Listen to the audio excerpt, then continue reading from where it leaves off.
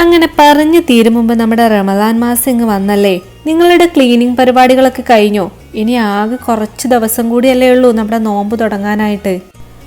നമ്മൾ ചെയ്യുന്ന ഓരോ പുണ്യപ്രവർത്തികൾക്കും 700 ഇരട്ടി വരെ പ്രതിഫലം കിട്ടുന്ന മാസമാണല്ലേ. എനിക്കിപ്പോൾ ഒരു കഥയാണ് കേട്ടോ ഓർമ്മ വരുന്നത്.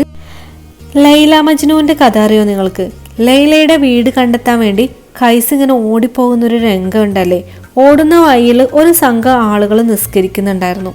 കൈസ് തിരികെ വരുമ്പോൾ അവർ കൈസിനോട് ചോദിച്ചു. കൈസ് എന്ന് പറയുന്നത് നമ്മുടെ മജ്നു ആണ് കേട്ടോ.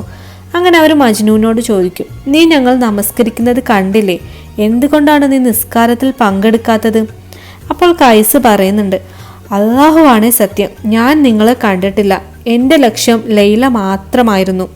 ഞാൻ ലൈലയെ തേടിയ പോലെ നിങ്ങൾ പടച്ച റബ്ബിനെ തേടിയിരുന്നെങ്കിൽ നിങ്ങൾ ഒരിക്കലും എന്നെ കാണില്ലായിരുന്നു എന്ന്. അങ്ങനെ ചെറിയൊരു കാര്യമല്ലല്ലേ മജ്നു പറഞ്ഞത്. ഒരുപാട് ചിന്തിക്കാനുണ്ട് അതിൽ. ഈ പുണ്യ റമദാൻ മാസം നമുക്കെല്ലാവർക്കും മനസ്സറിഞ്ഞ് പ്രാർത്ഥിക്കാനും ഒരുപാട് പുണ്യകർമ്മങ്ങൾ ചെയ്യാനും ഒക്കെ കഴിയട്ടെ അല്ലേ.